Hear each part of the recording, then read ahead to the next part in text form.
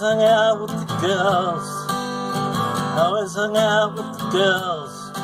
Always hung out with the girls they accepted me.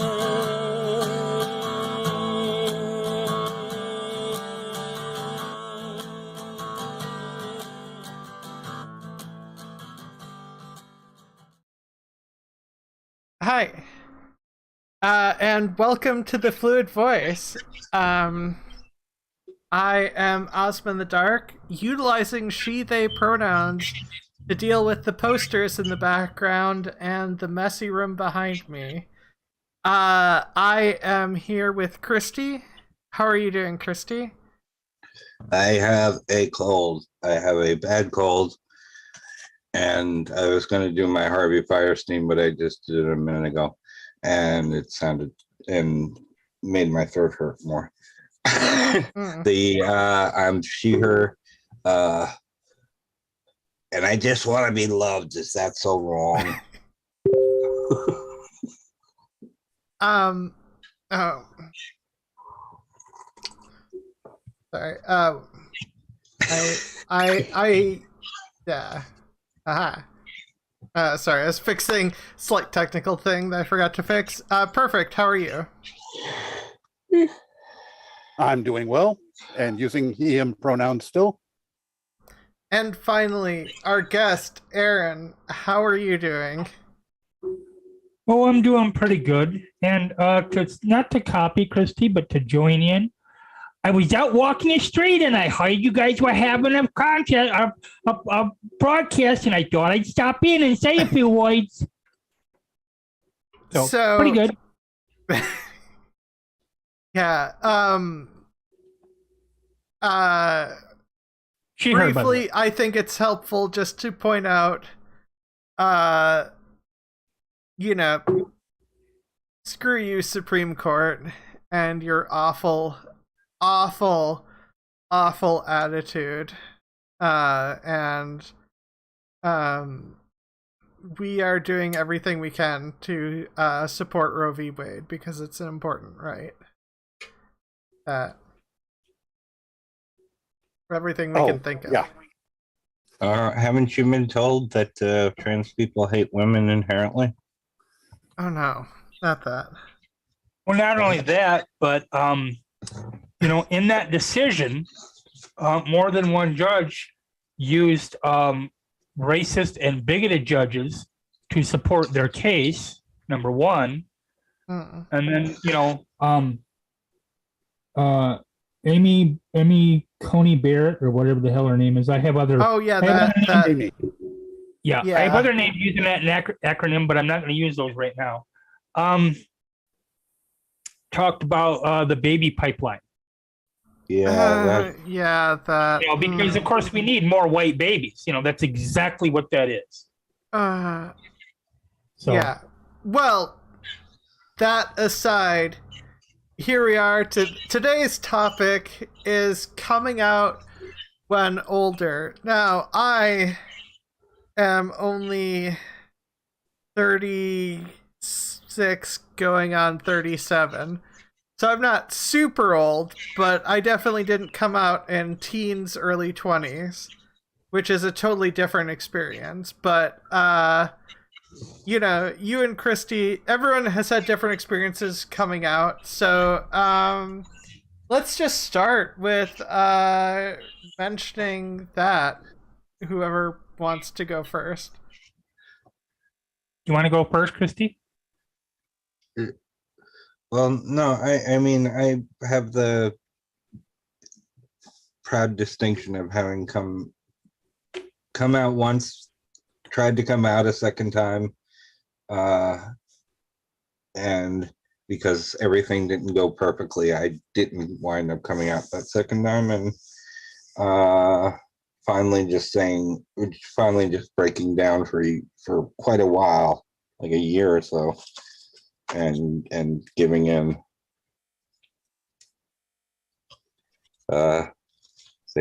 Just give in to the madness, Wow, that seems awfully harsh. Erin, what about you? Well, I mean, I was born in the '60s, so I knew when I was like 4 or 5. So growing up, I also knew, especially in a rural, redneck, southern Michigan town, there was no way, even as a teenager, that I was going to quote unquote come out. I served 4 years in the military, in the United States Air Force. I was married twice. I have 2 biological children and 9 grandchildren. I did not come out. I mean, like I said, I knew. I started breaking away from the fundamentalist cult that I was raised in when I was around 30-ish. And that didn't finish until I was over 40 because, I do things a little slow apparently. I came out to myself in 1997, but didn't really do anything publicly or even with, just 1 or 2 family members that I trusted and still do. They've been nothing but supportive until the mid 2010s. So like 2014, 2015, I was 54, 55-ish. And I just was at the point, I'm a multiple self-harm survivor. And I was just at the point where I had to do it one way or the other. I either had to come out or I just had to be done with it. And so I came out slowly, again, because I do things slowly at work, and never received anything except for, of course, 1 or 2 individuals, because they're always going to be that. Never received anything but positive, especially now that I'm retired. I used to work at Walmart. I worked there for 11 years. Never received anything but positive affirmation, or at the very least, not saying anything from, I worked 3rd shift, from everybody on 3rd shift. The managers, for example, about a month or so after I, came out more, was wearing makeup and, women clothing and whatever, pulled me in the office and said that someone had said that I had been using the women's bathroom and the person wasn't tattletaling, because I know who the person was. They told me later. But letting them know that, so if somebody else had a problem, that, they kind of had a heads up. And so all 3 managers were in the office at the time, and all 3 managers told me that they supported me 100%.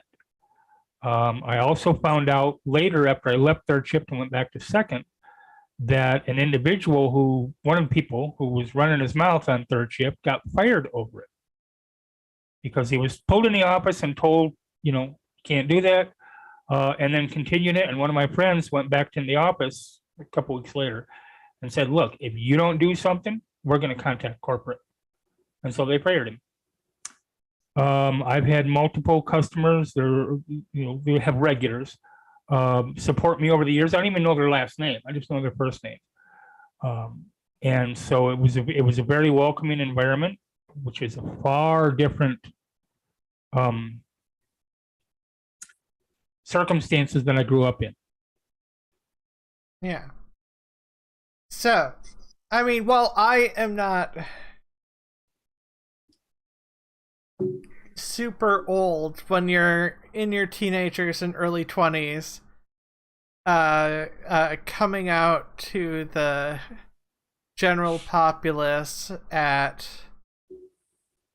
well,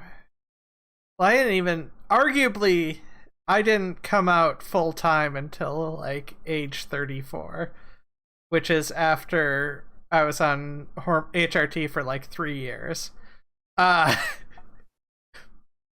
Or no, not 34. 33?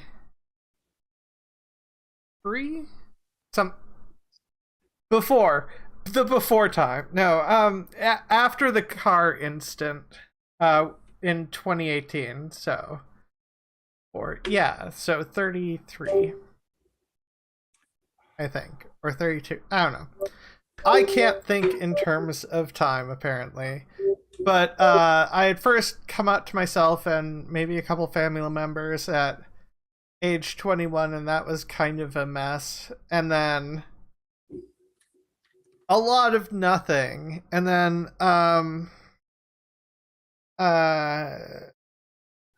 I'll be right back. Okay. I'm stealing this from Junk Shop Library, who'll be oh, it's more complicated if I have to keep letting her in. I should mention that.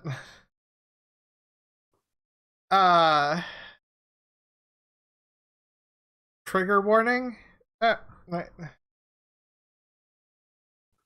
I will keep my hands up while it's a trigger warning, because of suicidality, and then when I put them back down, it'll be done. You can mute it if you want.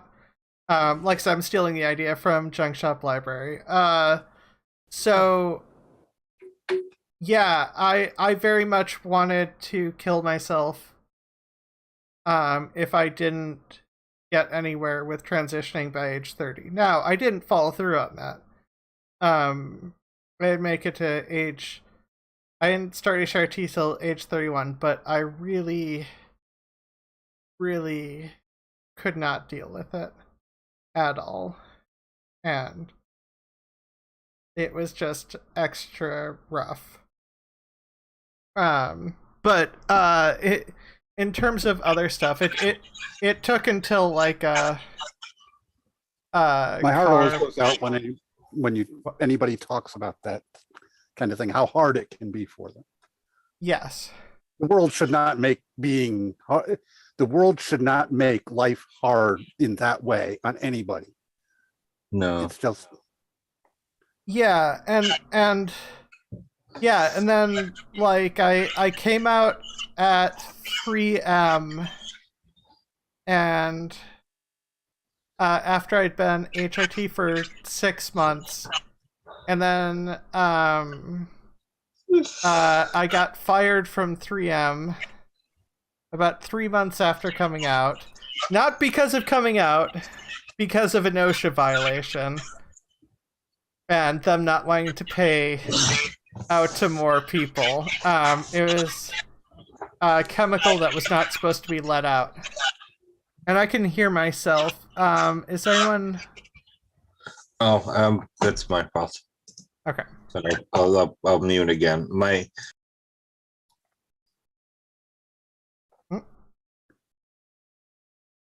You muted yourself half mid-sentence. Oh, sorry, it's just complicated the way this is going. Stick your hand up. Stick your hand up again, please, because I'm off camera. Trigger warning. Yeah. One of Same rules. I was living with somebody, and that was not a good situation, but it wasn't a bad situation. It was just it was a mistake on both our parts. And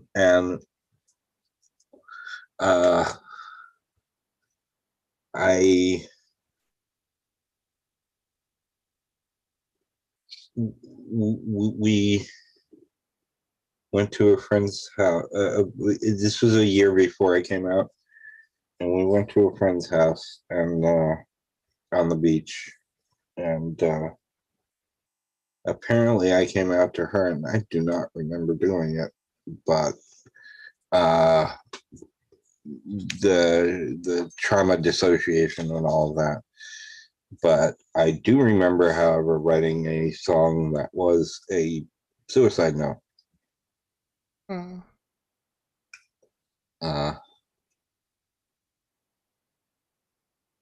Which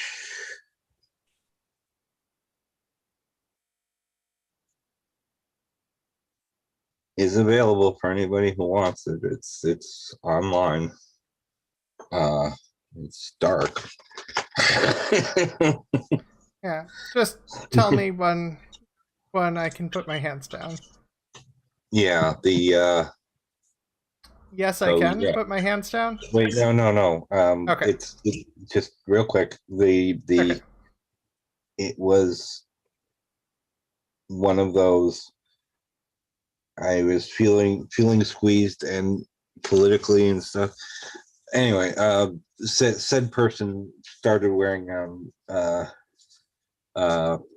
trans ally merch, which is like, okay, obviously, but it would have been nice if she'd talked to me a little more about it at the time, because I would have saved a lot of problems. I did not go through with it. I just sort of went into strict survival mode, which is anything to distract me, period, and did not do anything. I'm way too selfish to actually kill myself. So, okay, you can put your hands down. Okay. Sorry. Wait, I was. So, Yeah, so, and then I didn't really come out full time until after getting hit by a car when I was working at the warehouse. And then I was full time, but it took a bit because I was in the closet in the warehouse the entire time because I didn't immediately process whether or not it was because of coming out as being trans that I was fired, so.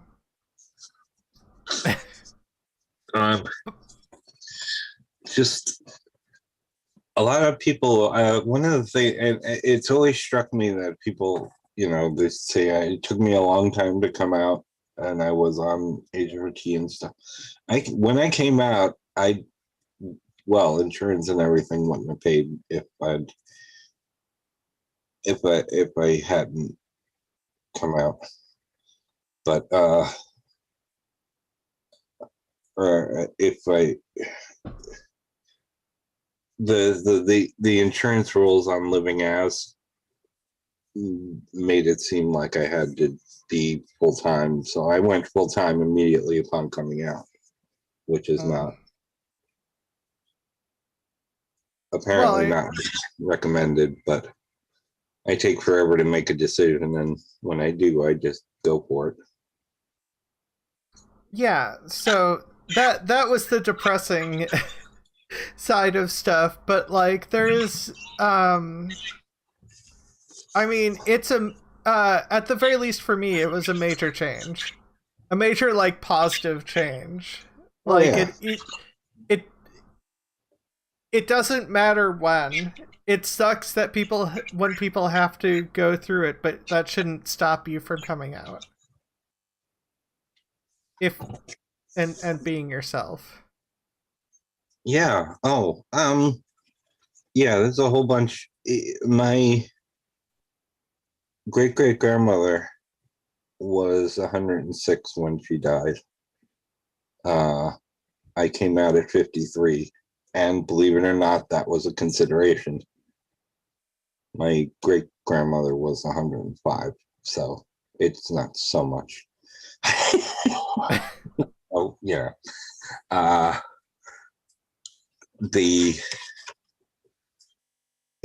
So it's like, okay, the back half of my life belongs to me,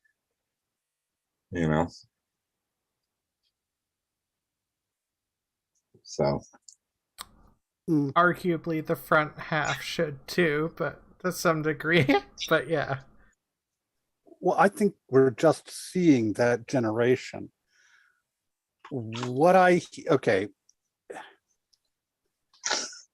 There's a lot more I hear when talking with people who are gay, who say, I wish I'd known earlier. I wish I'd figured this out when I was younger. The feeling of it was all there and I could have figured it out then. People who are trans are I don't hear that as in the same way. It's there, but it's I figured it out finally. Of course it was always there. Of course I could have figured it out at any time, but I did finally get there. Is kind of more celebrating that they'd finally found their way to the party as opposed to, how long it took them to get there. But well, I mean, I think I was a bit that way, a bit upset about it until I started HRT. But I don't know, maybe I was more focused on it before.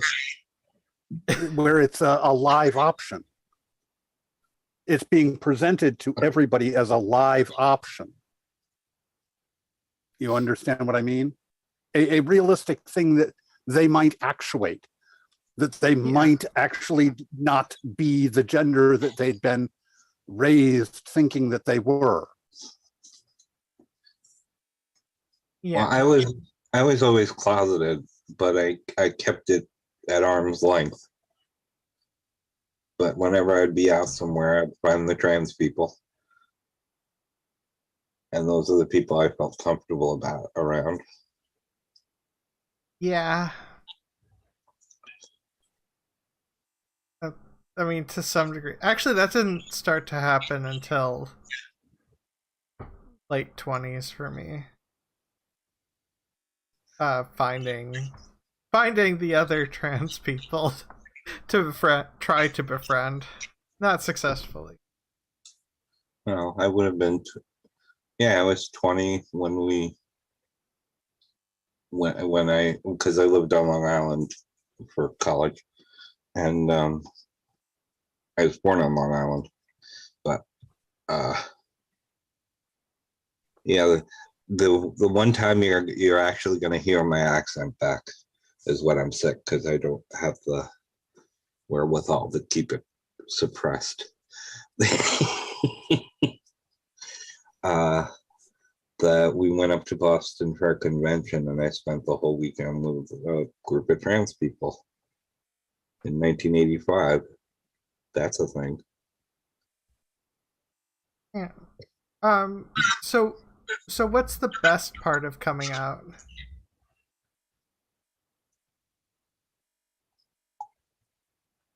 Folgers in your cup. No, that's waking up. Best part of coming out? Yeah. So much I don't have to worry about anymore. Erin, what about you? Well, give me just a second here. Okay. Since you did it last time, I'm going to put the hands up this time. So there's going to be a warning here. So if anybody doesn't want to hear anything about self-harm, they can wait until after my hands are down. So I'll give them a couple seconds to go grab some coffee, go pee in the toilet, whatever you got to do now. Okay. I stepped off a chair when I was 14 and hung myself. I left no note. At the time, I was raised, and I still was for about 30 years, in a fundamentalist Pentecostal Assembly of God. I mean, faith healing, laying on tongues, or speaking in tongues, laying on hands, oil anointing, rock record burning, literally, jack chick track passing, fundamentalist Christian cult. And like I said, I always knew, from the get-go, from 4 or 5 that I was trans. So I hung myself, and the only reason that I survived wasn't because nobody found me. I would have died. But my dad had remodeled, or was in the process of remodeling our basement, because my sister and I had moved in. We were taken from our parents when I was 13. She was 12. My other sister was 7 because of my mother's alcoholism, and given to my dad. And so he and my stepmother. So he was remodeling the basement, and my bedroom wall had 2x4s, but hadn't had any drywall or anything yet. And I tied a rope on the 2x4 going across the door, stepped off a chair and hung myself. And the only reason I survived is that the 2x4 didn't have supports underneath it, because I would have died. And I woke up. Apparently my weight had pulled in jerking around or whatever after I lost consciousness. Excuse me, had pulled the board off the wall, or board off the supports, and I fell to the floor, and I woke up in a pool of blood, and I still have the scar and the divot on my chin from that. Couple more times in my 20s with pills. Couple times in my 30s with pills and alcohol, trying to do a Karen Ann Quinlan on myself, and it didn't work because I puked it up. And I just finally, what broke the wall for me and what saved my sanity and my life was that I was trans, and I knew I had to come out as trans, even if it was just to myself. And then I knew if, you know, all these people around me were telling me that I was wrong, but I knew I wasn't. So if they were wrong about that, what else were they wrong about? And that's when the wall started to crumble, and that's when the wall started to crack for me. And like I said, you know, my stepdad, who was the one who helped raise me, and he's a good guy, told me many times over the years, if there's a hard way to do something, I'll find it.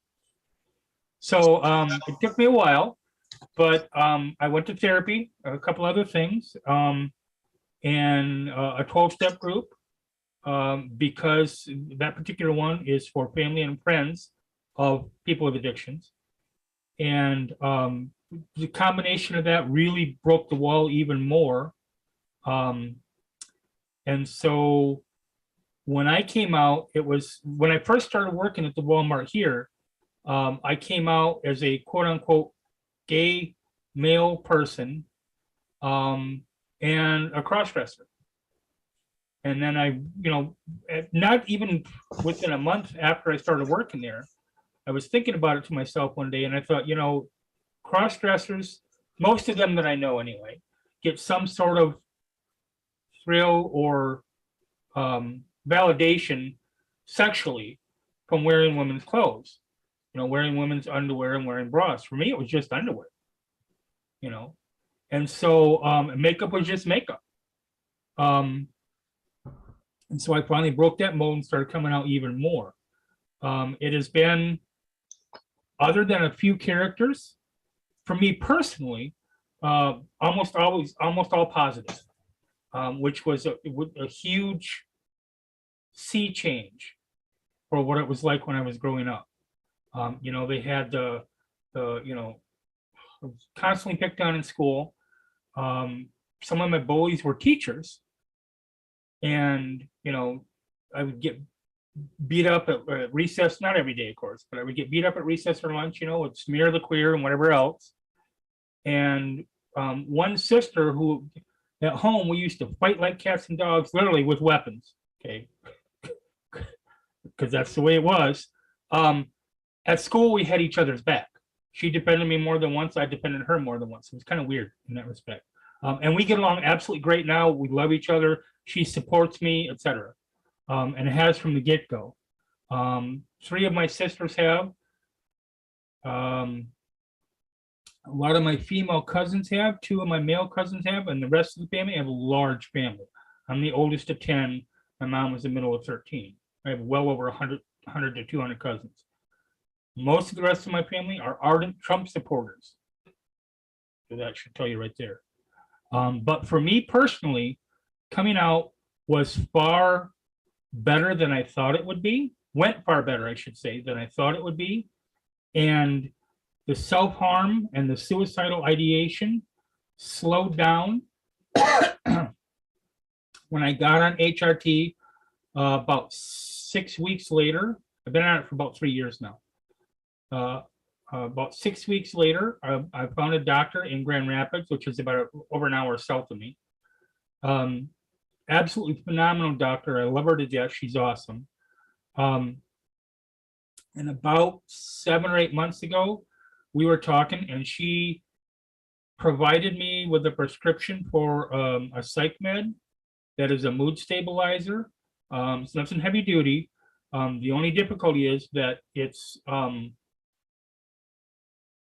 you have to start people at a severely low dose, because there is a somewhat common side effect, which is a rash, and that rash, even on the inside of your mouth, can prove fatal, and many people have died from it. So I started with a low dose, and I've completely tolerated it, never had a problem with it. And she even remarked, the last time we did a video visit, which was a couple weeks ago, she even remarked that, you know, I'm doing really good on the dose, the level is fine. My thoughts of killing myself are still there, they're still fleeting, but it's on my bad days, because I still have bad days. some of my bad days, but I can kind of look at it from the other side. I know it's a cliche of this too shall pass, but I know enough of my history, myself, to know that, it's my brain fucking with me. It's not my circumstances. I mean, when I was living in LA, I had a boyfriend that loved me. I loved him. We both were working. It was in LA and I loved LA. We had 30 grand in the bank and I still thought about killing myself weekly and strongly. I didn't get to the point of planning it, but it was definitely there. So all that has lessened over the years. And so I honestly think I would not have been ready. I still regret not being able to do so and not to have therapy and whatever, but I honestly think I would not have been ready in my 30s to completely come out, especially with the social political climate at the time. And I would have killed myself. The only reason that I didn't in Oklahoma was because, my kids were with me at the time. They're now 35 and 28. And I didn't want them to find my body. So, okay. People can come back from their coffee and whatever, and I'm done. Yeah. Yeah. I think one of the interesting things, and I'm gonna sidestep it a bit. This is the order in which I told people. I told my youngest first. I told I messaged the person I call the first Mrs. Abbey. I've only been married once, but I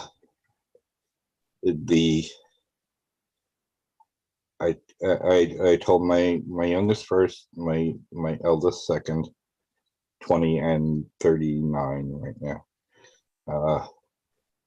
And then the first Mrs. Abbey, whose immediate response was, "Yeah, I know."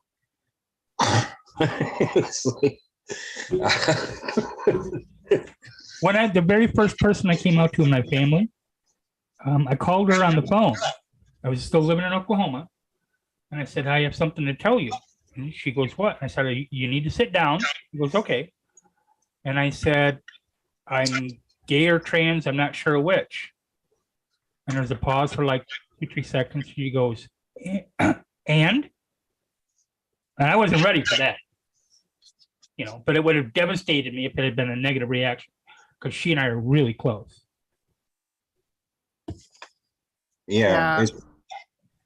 I've often said, and it did surprise me that almost nobody was surprised, but I did talk to my high school girlfriend, one of my high school girlfriends, and well, actually, I talked to both of the major ones about it, and it's like one of them had to remind me that I had come out at one point in high school.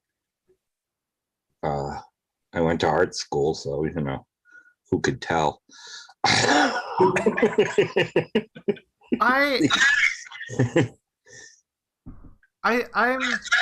don't think people.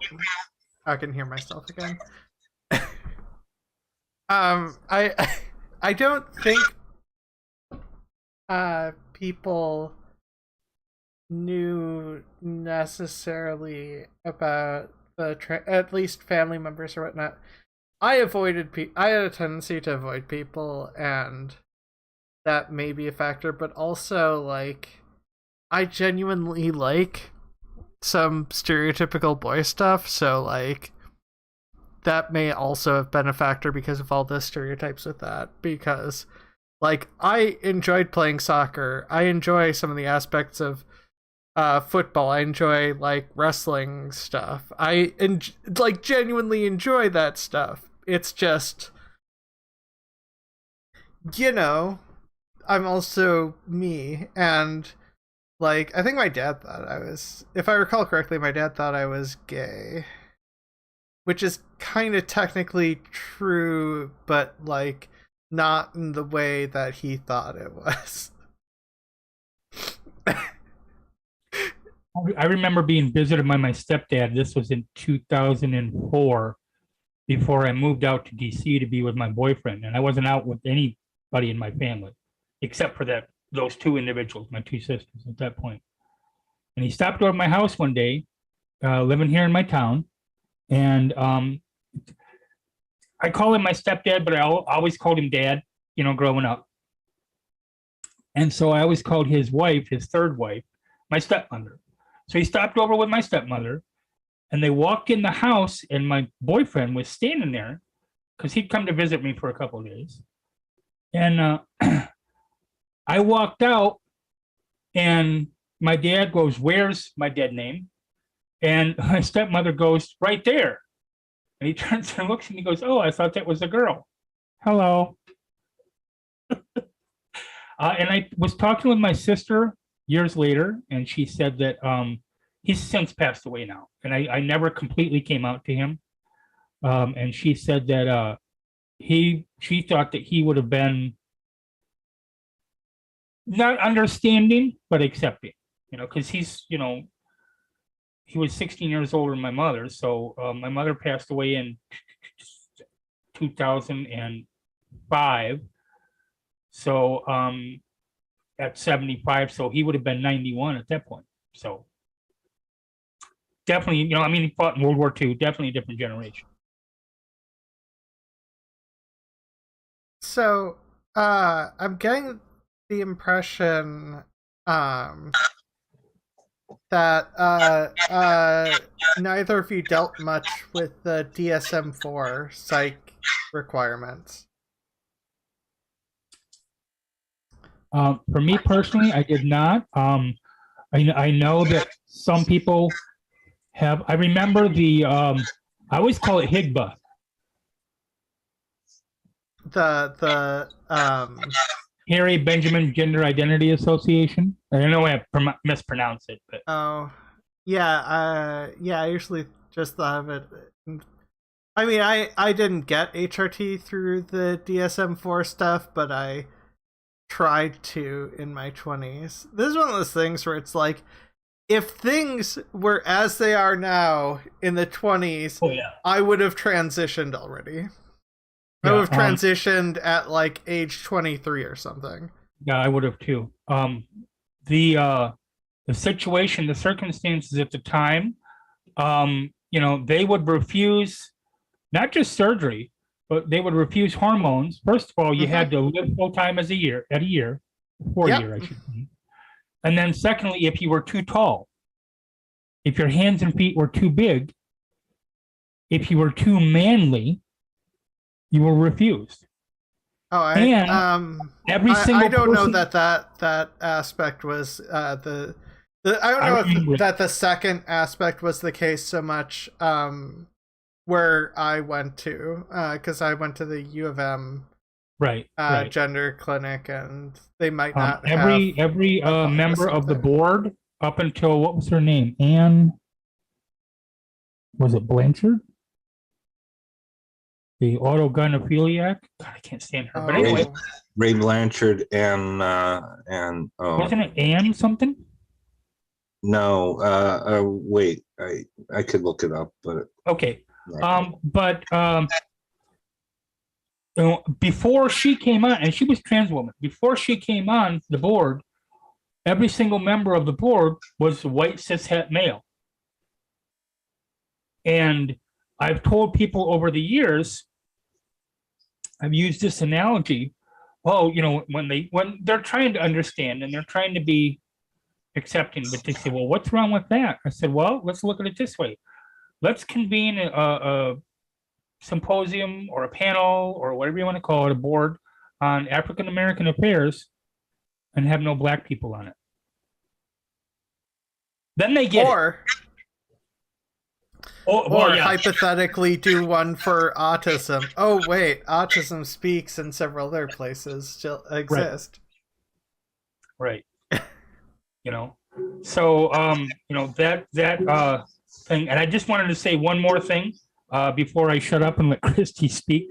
When you talked earlier about being old or older, whatever, and not so old, as Christy and I are, because we're ancient. I remember my mom came to pick me up one time when I was in high school. This was the first year of high school. Okay. So I was 13-ish. Okay. And it was like the end of May, it was on a Friday, really nice weather or whatever. So I'm walking out of the school and I see her car pull up and she gets out of the car and she's walking towards me. And I never said anything, of course, but I thought, man, she's getting old. She was 35. So, when now I'm going to be 62 in September. Okay. Yeah. So, and like I said, my kids are 28 and 35. So, that's not just a generation, it's 2 generations ago, So it's I that's one of the things I never had because again, I think that's a function of knowing my great grandmother and my great great grandmother.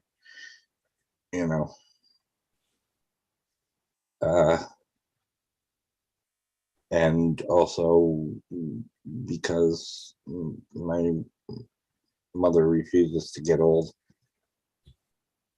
I'm older than my mother. I'm older than my mother in a lot of ways. it's that time machine. You're running the TARDIS, aren't you? Your first name is Doctor? Yeah, that's it. It's the idea of the suppression thing, because Renee Richards happened when I was 11. And that's the first time I had a name for what was going on. I was a big tennis fan, so that and it's the first time I met another trans person. I was 14. Like met socially, not quite socially. Was at a friend's house.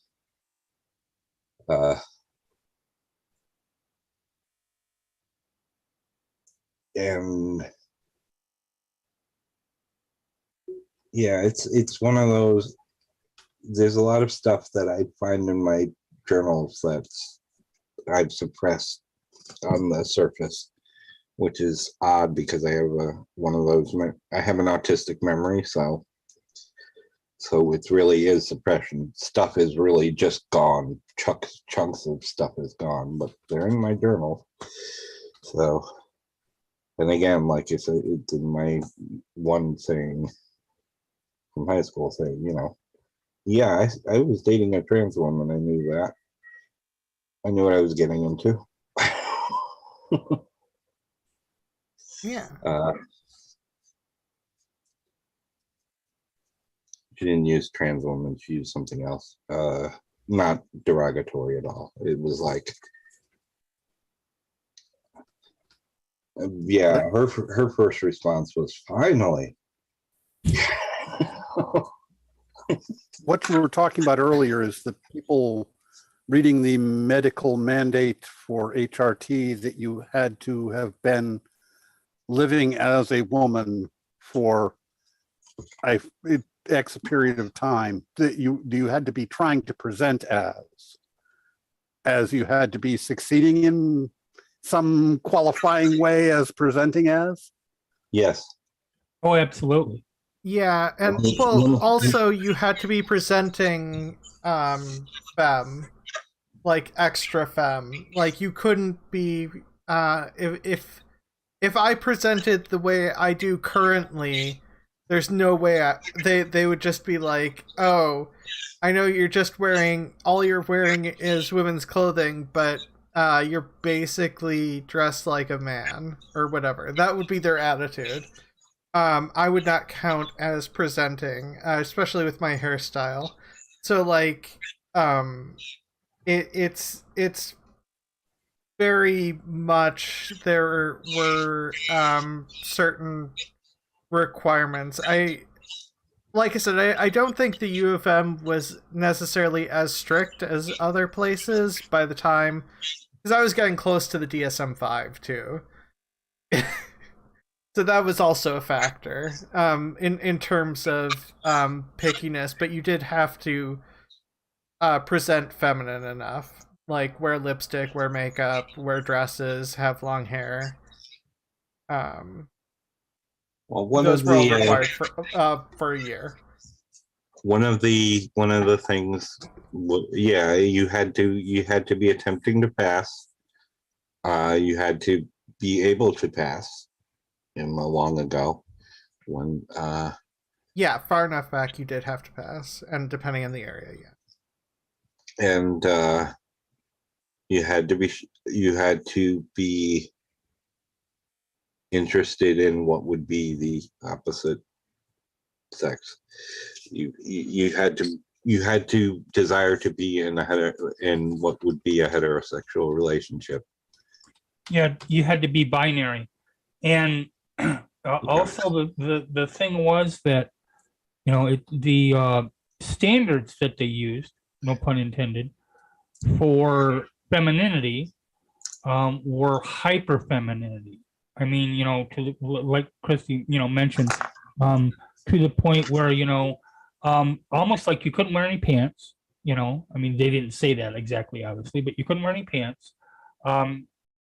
Loads of makeup, earrings, you know, whatever, dresses, low cut blouses, whatever. And then you had to be working in a occupation that was classically female, whether it be nurse or, you know, waitress or whatever. And of course, you also couldn't do it if you were a sex worker. You know, I've been a sex worker off and on all my life, well after I came out. And the disdain and I guess the best word for it is bigotry from the medical community, which still exists today. It didn't go away. You know, we got Jazz Jennings and Caitlyn Jenner and Janet Mock and Laverne Cox and whatever, and it still didn't go away. Yeah. So that disdain and whatever has bled down into the day-by-day decisions, employment, housing, and medical care for all trans people. And I know previously, depending on the state, they did pressure you, like you couldn't get HRT unless you were planning to have bottom surgery as well, was another factor.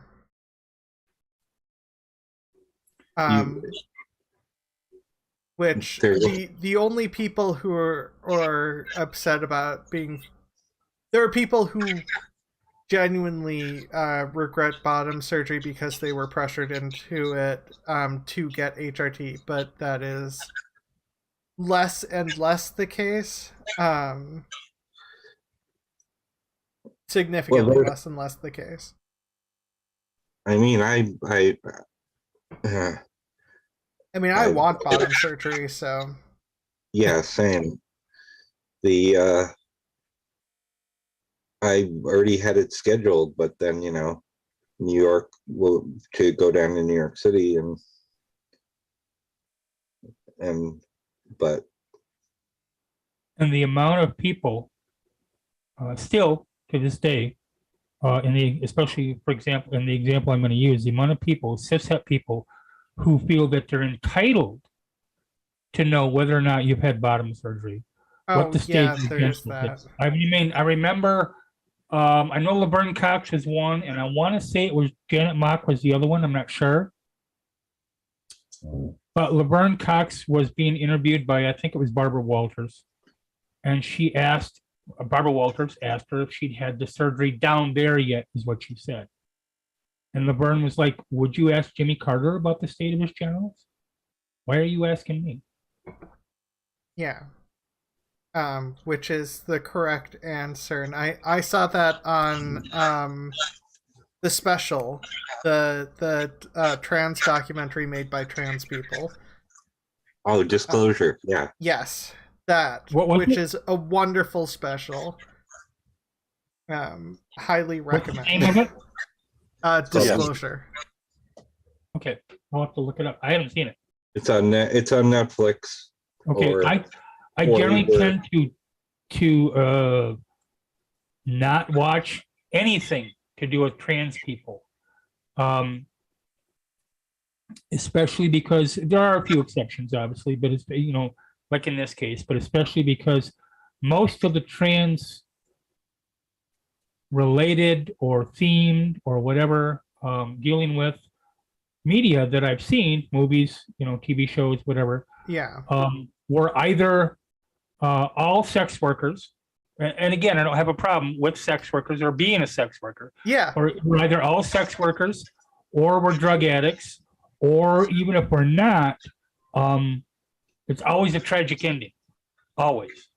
Yeah. I think I haven't seen it yet, but I want to. Trans America is not one, because even though the individual, the main character in there is a trans person, it was more about a road trip with her son and reconnecting with her son, who I think the actor was like 10 or 12, whatever, that played her son, than being trans, except for things like, a couple bathroom issues and whatever. And then you have people like Jeffrey Tambor, because it always has to be a cishet white male playing a trans person. Jeffrey, until Pose. Yeah. Jeffrey Tambor playing Yeah. a trans woman on Transparent. I will say, however, after the first season, I watched. Okay, this is going to sound a little strange, but a person I know who was in my writers association, who was the first trans person in the writers association, who I tried to come out to in '94, for long explanation, but we were back and forth on something, and she said, "Are you even trans?" Well, sorry, it's they now. Are you even trans if you haven't seen Pose? It's like, oh, well, no, I haven't. And then I looked up Pose, and it's like, well, after the first season of Transparent, most of the people who worked on Pose worked on Transparent. And as far as staff and all that, and consultants, so I went and I watched all of Transparent. The absolutely bonkers stupid ending wasn't out yet. I haven't seen. To be honest, I've seen like a couple short clips or whatever on YouTube for Transparent, but I've intentionally, like I said, not watched the show. I haven't seen Pose either. I've heard good things about it, so I may see it at some point. Kind of sort of getting back a little bit to the theme. I think, and Christy can have, I'm sure has experiences on this too, that there is along with all the anti-trans legislation that we have today, okay? I mean, Tennessee passed a bill that said that not only are they trying, excuse me, not Tennessee, it's either Louisiana, Alabama, somewhere in the general vicinity. Not only are they trying to, they did pass a law saying that, elementary school students can't get trans care, can't get medical care. Well, they don't get it anyway, but whatever. But they're trying to extend that up to age 25 now. Yep. Yeah, that's generally how they do it. They step in. They ease in, right? Yeah. And also, oh, sorry. Well, and I just, because I can talk forever. So I just wanted to make the point that, we have things like that. And then we also have things where, the day by day living is a little better. than what is sometimes portrayed in the media.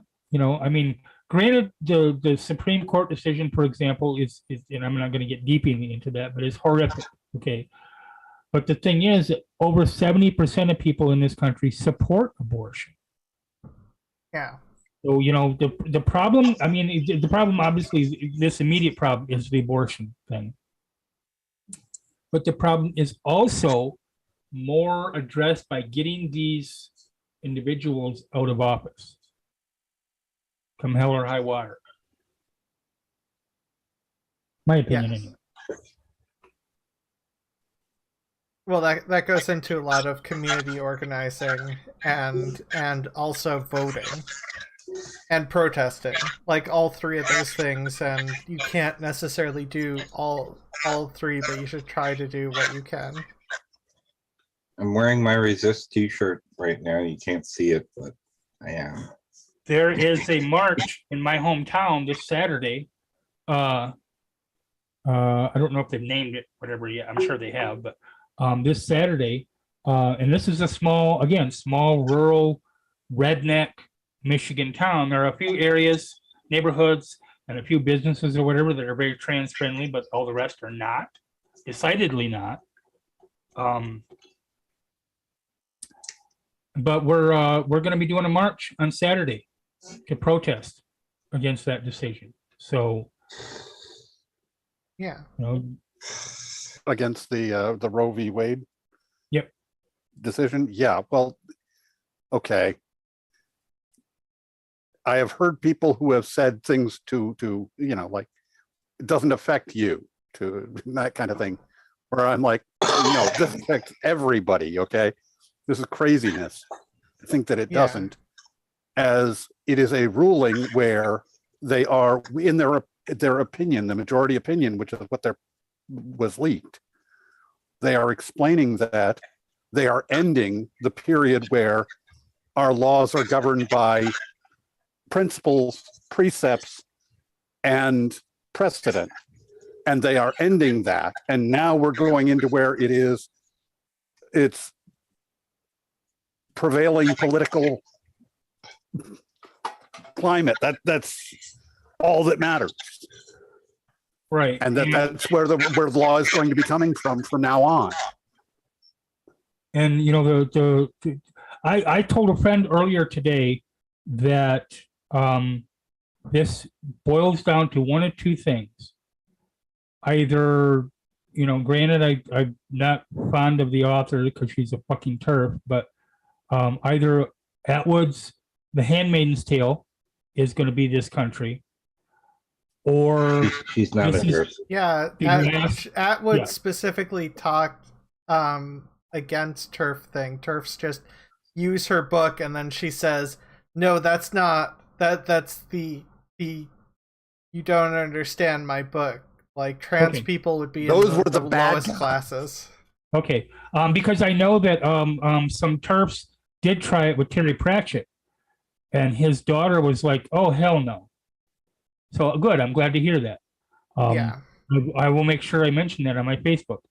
But Just to quick clear that up. One of the things she says is, "What do you think happened first? They killed the gays and the trans." okay. So, you know, we are heading into The Handmaid's Tale, or this is the last desperate gasp of the fundamentalists.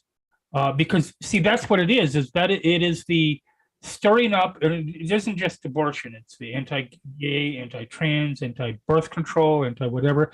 It is the stirring up of their ignorant, bigoted base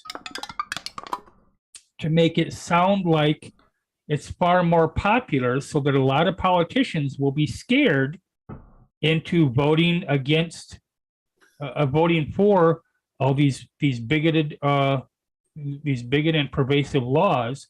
You know, I remember on Twitter earlier today seeing someone, I can't remember the name offhand, but that fucking guy supporter who said, "Oh well, you know, there was a rally and you know there were thousands of people there," and then different people who were responding showed pictures, and they were like maybe 200-300 total.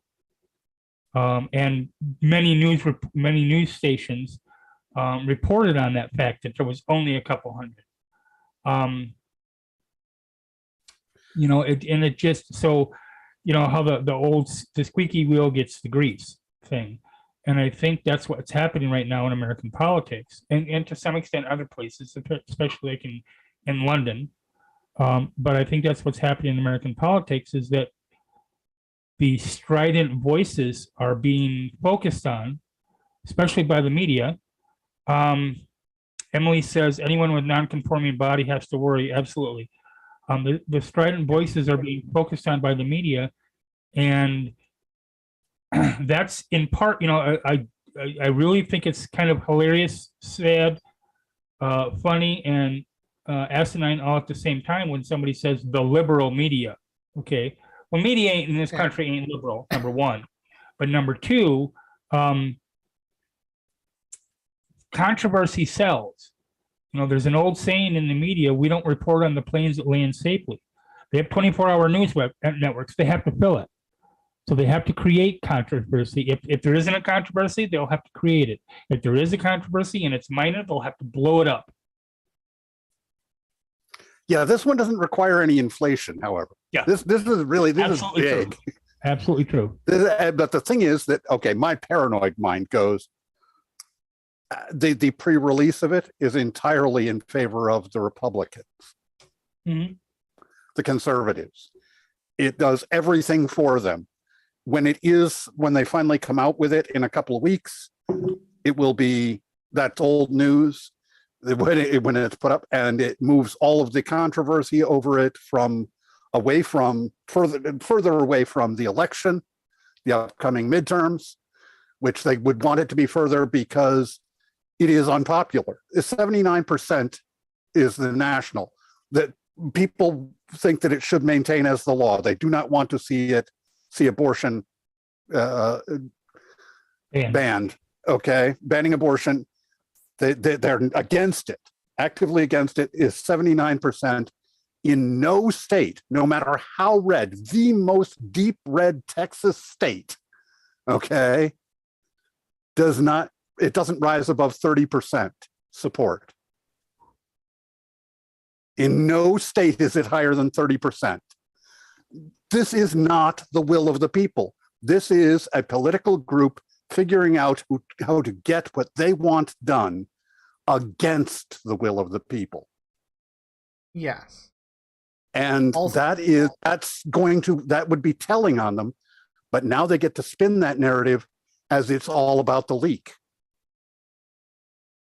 What's the important issue here is the leak, that someone has violated the Supreme Court. And that's the important issue in the news cycle right now, instead of the actual ruling. Yeah, Because it's not apparently an actual ruling. the Supreme Court should have a right to privacy.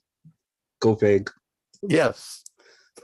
And and so, I mean, that's my paranoid mind. I go, I think this might have been leaked by somebody who was planning this, because this just advantages their narrative way more. But the point is that you think that's not crazy? No, I was going to say, that said, I was going to say, because I wanted to do it before the end, that as a ad for ourselves, like, comment, and subscribe if you enjoy this dark and gritty conversation type style. I was gonna blurb. That's all I was going to do. I don't know with that so much. But I mean, it's that I'm just saying that it's putting the dark narrative aside of who's been trying to conspire to make this work and so on. It's a precedent that is simply horrible, because they're making the ruling. They're saying they're ignoring the precedent and precepts of their earlier Supreme Court rulings, and saying that they don't even need to address them and explain why they were wrong. They're just going to just ignore them. Oh, absolutely. And that you go, you can't, that's crazy. Yeah, they would have to care. Well, look at the fact that the three most recent judges, Emily says the Supremes rate more autonomy than the rest of citizenry. Absolutely. The three most recent judges lied during their nomination processes. Flat out lied. Not misspoke, not made a misstatement, not forgot. They lied. Period. Yeah. But nothing's going to happen. Nothing's going to happen to them. I guarantee it. Nothing's going to happen to them. Yeah. Well, yeah, and I don't want to doom scroll too much into this. So back to the topic Okay. of coming out when older. The topic. Before I forget, a lot of that the movie stuff you're talking about, they talk about a lot of that in Disclosure. Yeah, sorry, you remind me of that, but a lot of that comes.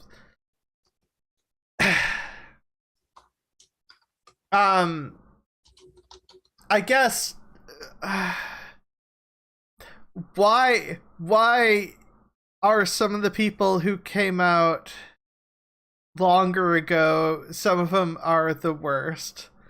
And I'm talking about Buck Angel and to some degree Caitlyn Jenner. Because the people who came out through the after or before the trans tipping point, which is considered 2014, essentially had to go through a lot of hoops to get where they are, much more so than people have to today.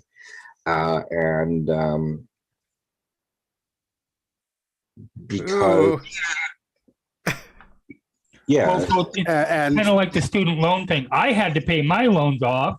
yeah, Yes. it's You know, I had to suffer. people who people who do that kind of thing, there's a strong tendency to, they both want to take a bow as a trailblazer and then say everybody else has got to walk the same path I did. I had to walk through fire.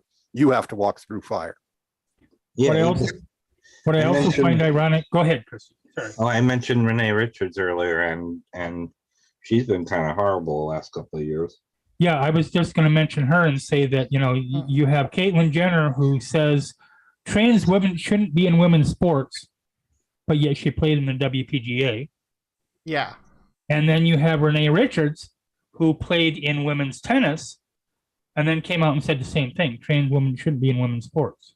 So yeah, and Renee didn't dominate.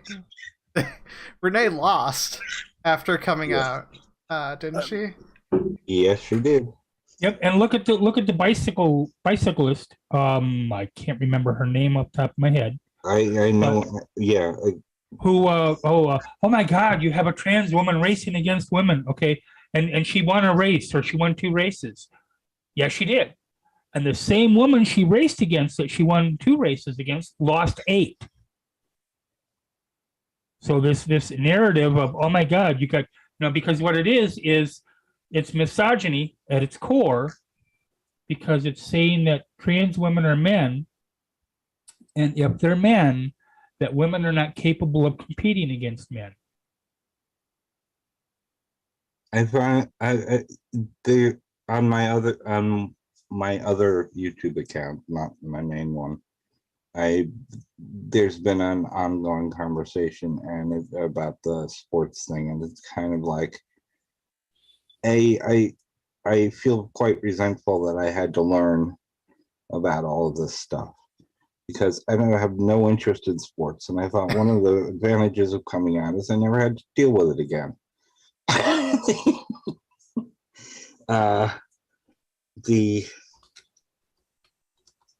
But one of the things that I never think to argue is the simple thing: sports isn't fair. It never has been.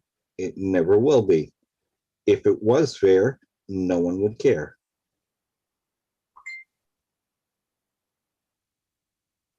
Yeah. Yeah.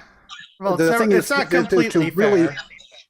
to really have an expertise in a subject requires, X thousand hours spent studying that subject. And what I was able to learn after spending probably pushing somewhere close to 100 hours studying up on a medical sports medicine and relating to HRT and so on, is that I'm not going to know enough to actually have a terribly relevant opinion.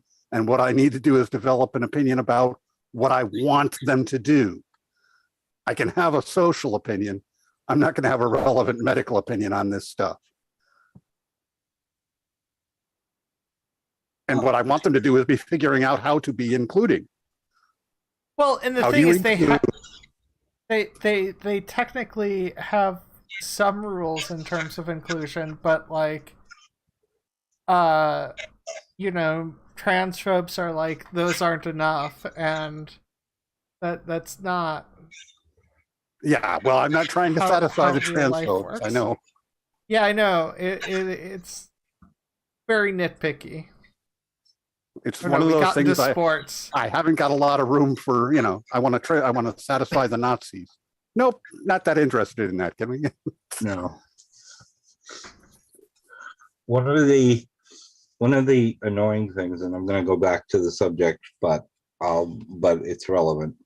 Or I'm going to seem to go off the subject, but it is relevant. One of the things that annoys me about the argument, not the sports in general, is people are transitioning into due to female stereotypes, and it's like, no, that is how we had to get by before. Well, I'm a butch binary, so what do you want from me? And then also, like what I mentioned earlier, that people are transitioning into women's sports to win. Yeah.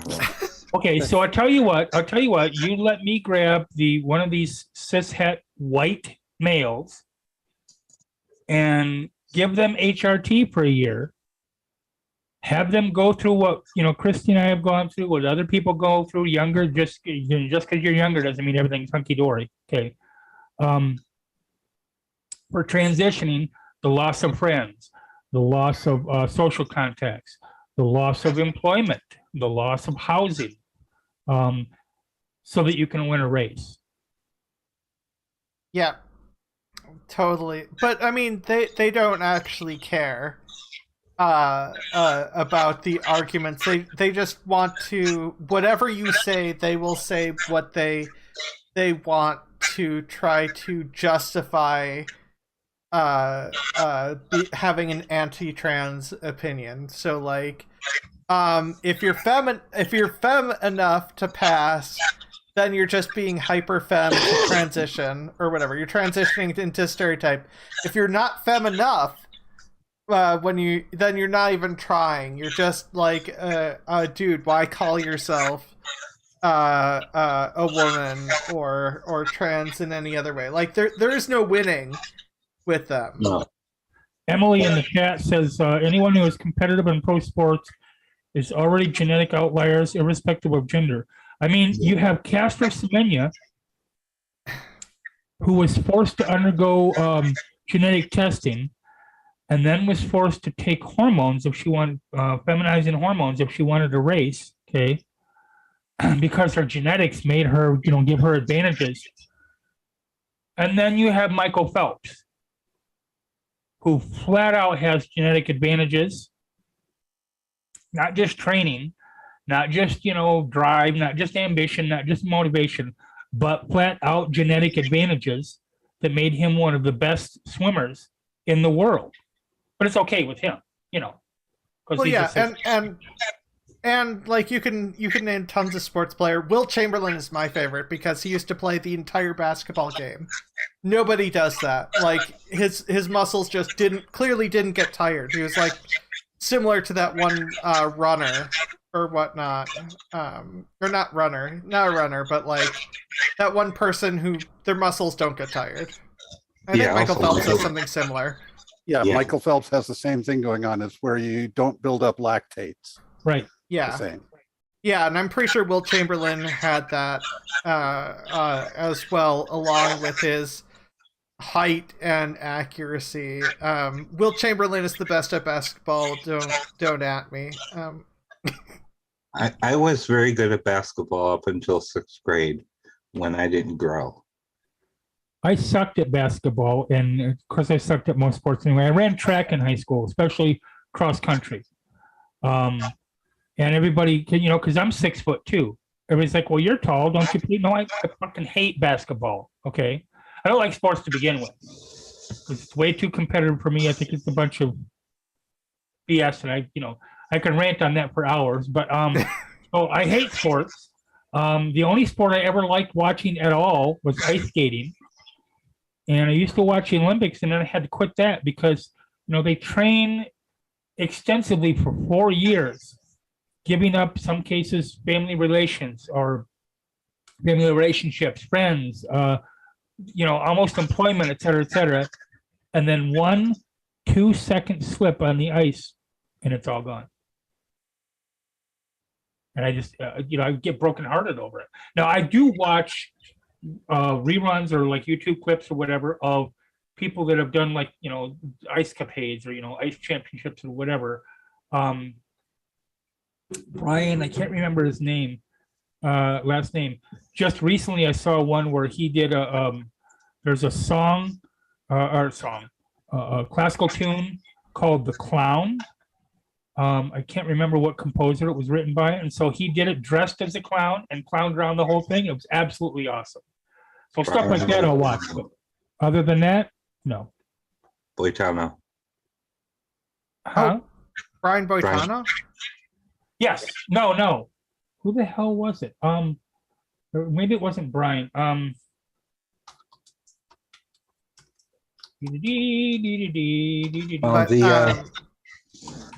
Oh, go on, Christy.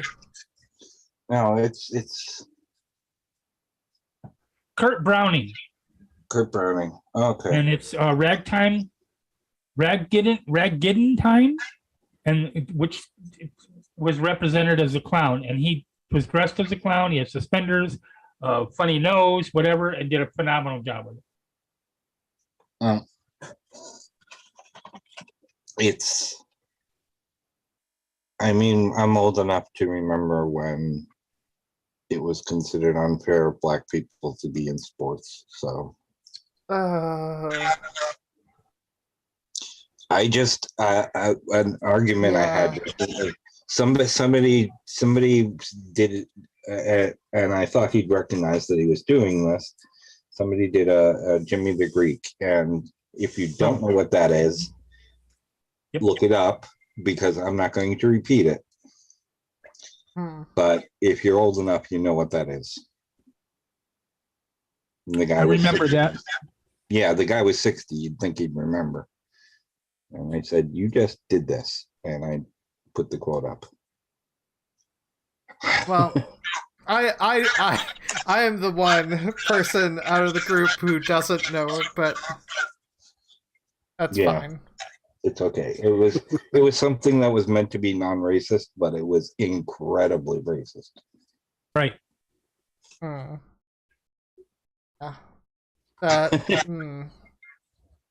Yeah, that is. There are always overlaps with stuff, so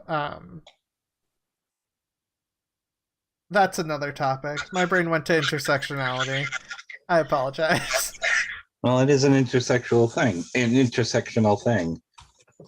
yeah, as soon as the turf tells me, "Oh, you're doing intersectionality now," of course, fuck you. Okay, well, my conversation with you is absolutely over if you can't understand that shit.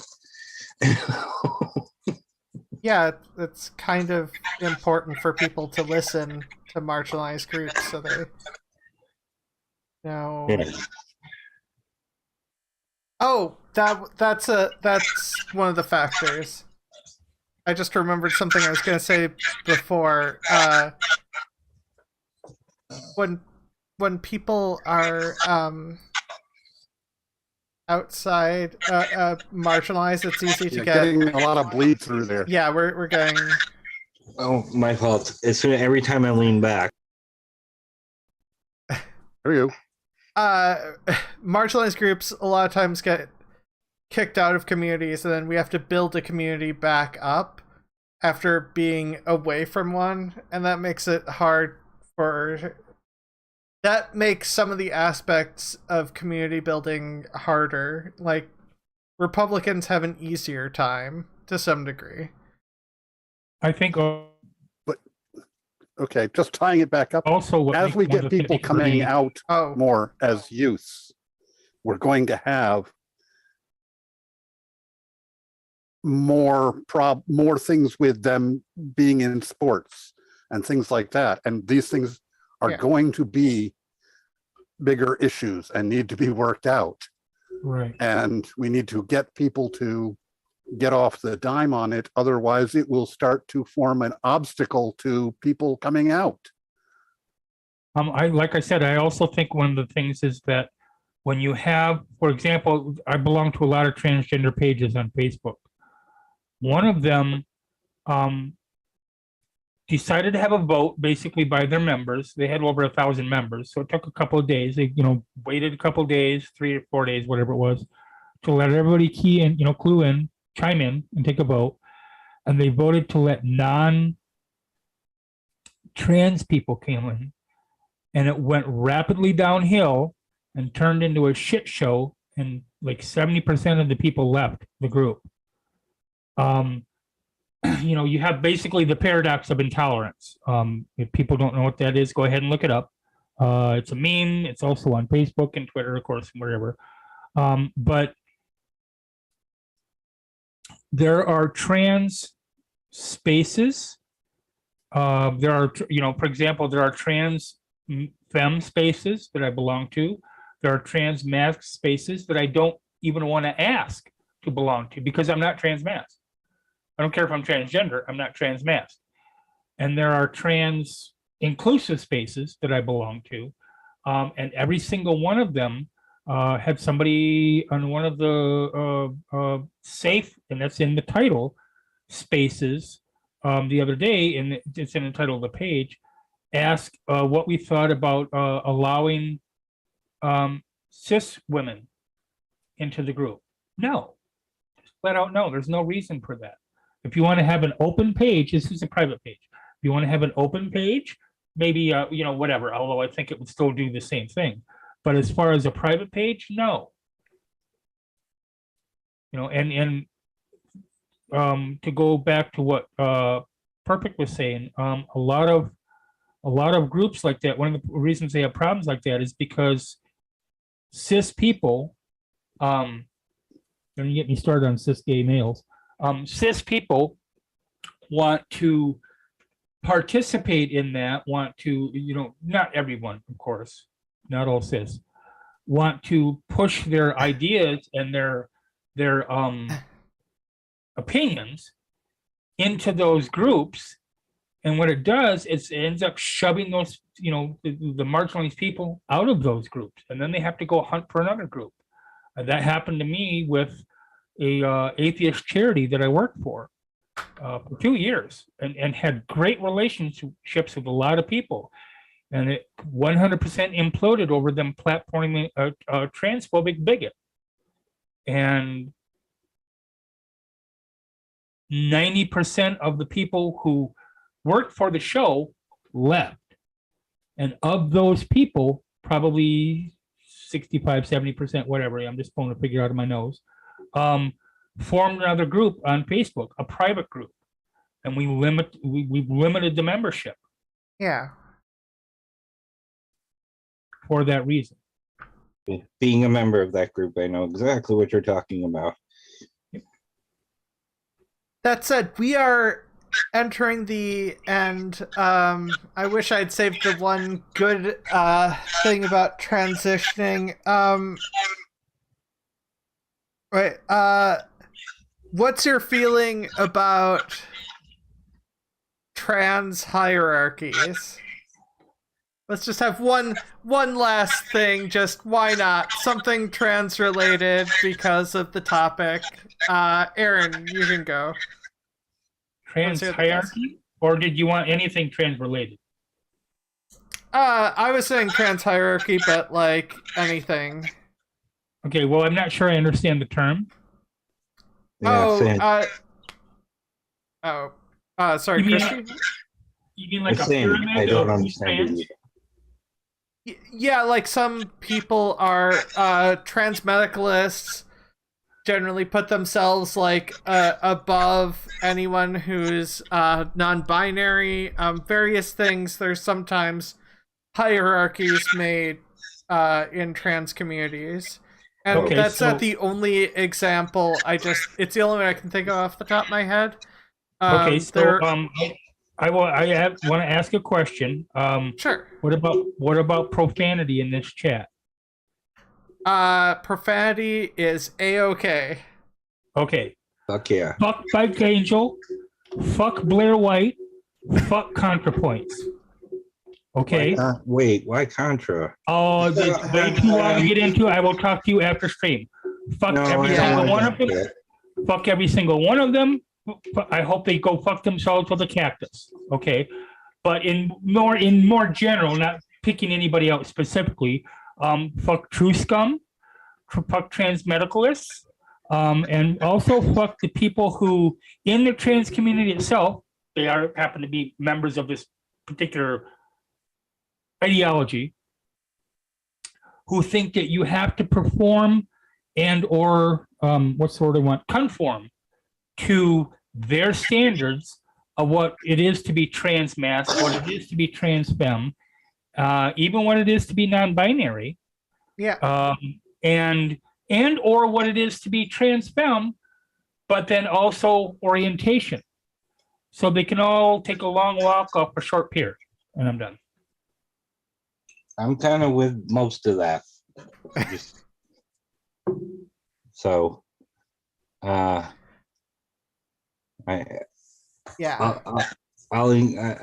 more likely to engage though. Oh, go on. Sorry. I'm talking over you. It's my bad. No, it's okay. I'm more likely to engage because I don't think ground should be ceded, and I think certain not engaging is one of those ceding of grounds. But my engagement goes under several different ways. But yeah, trans hierarchies, I don't see it in my community, but there's Buffalo is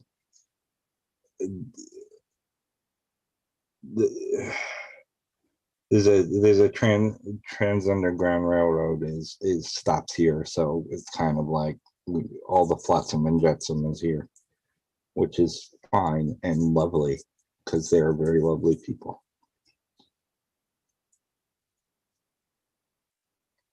And sorry. No, I don't see hierarchies to begin with. I actually don't. It's something I don't. Yeah, well, if y'all want hierarchies, you're welcome to do that, I suppose. People do that kind of thing, but I don't think I get a vote in your hierarchies. No. I don't engage. Very, very rarely do I. I won't say I never will, but very, very rarely do I. And the reason that I don't is because for me personally, okay, I can't speak for anybody else, but for me personally, engagement is too centric for me. There's a very famous meme, which I posted on my Facebook before, and it has to do with Black people, but it fits here as well. On the one side, you have KKK saying with a sign that says, "We want to kill all Black people." On the other side, you have a group of Black people with a sign that says, "We want civil rights." And standing in the middle is a guy that says one word on the sign, says "compromise" with a question mark. I refuse to engage with trolls. I refuse to engage with people who are just asking questions. That doesn't mean that I'm, Granny Wallflower and I won't state my opinion, but they have no basis. I used to do it. I used to engage with people. I used to try to explain what reality was, but if facts matter to bigots, they wouldn't be bigots. And I'm done with it. Yeah, I mean, yes, I'm not a fan of hierarchies in general, outside of like voluntary sporting related hierarchies. Those are fine, but like hierarchies when it comes to your livelihood, in my opinion, shouldn't be a thing so much. But yeah, and I personally am not happy with Cat Black, as well as she's always saying like framing trans as chick with a dick, and she liked a lot of transphobes comments that were arguing with me because I pointed out my problem with just framing being a trans woman as a chick with a dick type thing, and then there were transphobes comments with apparently likes by Cat Black. I'm just like, oh, that's upsetting. I also wonder if, obviously not all young kids, but I wonder if some of that has to do with younger people, because I constantly see, and I'm not faulting them or saying it's bad for them, but I constantly see photos and memes and whatever about girl dick and chick with a dick and how big my cock is and whatever, and memes that bother me and I think are maybe fine for them, but I just feel really uncomfortable with them, and I also think that they're, for me personally, my opinion is that they're harming to the community. Oh, I disagree there. I think depends. It depends on the thing, because there are some things where it's genuinely people trying to be accepting of their own body. So trying to say, hey, it's okay, and I should be proud of this and not be ashamed of this type thing. It depends on the person. This is very case by case with me. That specific type of thing. And Cat Black is similar age to me, but transitioned earlier than me. So the Cat Black thing is not so much related to that as related to other issues, which is likely similar to why you were saying you had issues with ContraPoints, which admittedly my biggest issue with ContraPoints is her videos bore me to death. Well, I have links, right? As a friend of mine says, I have receipts. Emily in the chat says engagement is important when you have energy, which is true. And also, no one is entitled to your personal experience or safety. I also think it is good for people to engage. I'm not saying it's not. If nothing else, there's a French phrase, pour encourager les autres. And it is, I won't get into exactly where it comes from, wherever you can look it up on Wiki. But it is basically, if you have the transphobe here, and I am engaging with them in any way, whether it's a debate or whatever. Okay, I'm not doing it to convince them. Yes. I'm doing it to attempt to show other people, to maybe convince them, or at least, if nothing else, to show other people that I'm not going to sit by and be silent and complicit while someone says horrible things. One of the things I will tell them that is sometimes too. I'll say, they'll say, so why are you bothering with me? And it's like, Well, first of all, you're not my audience. I despise you. And so when I say engage, I don't say I'm nice about it. I troll them. Sometimes I just waste their time. If I may engage with someone for a little bit, but if they're a particular type of personality where they are not going to actually think or whatnot, and they just want to be jerks, then I just I'm not even that mean. I just have fun with it, and when it stops being fun, then I stop, because that's better for my personal sanity. But that said, we are approaching the end. We have for a bit. We didn't even get into religion. What the heck? Well, I guess we'll just have to have you on later. Perfect. Where can people find you? They can find me here, and they can find me at the Rumpus Room or on Discord, or at the Fluid Voice Discord. If they just send me a tell, I will appear. He's magic like that. Christy, where can people find you, and is there anything you're working on? Well, I was working on something and then I got sick. It's not the thing. It's not the thing. I already had the thing within the past several months. So, but yeah. So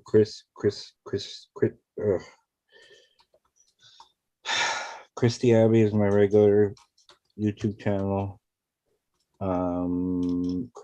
Christy L. Abbey on Twitter.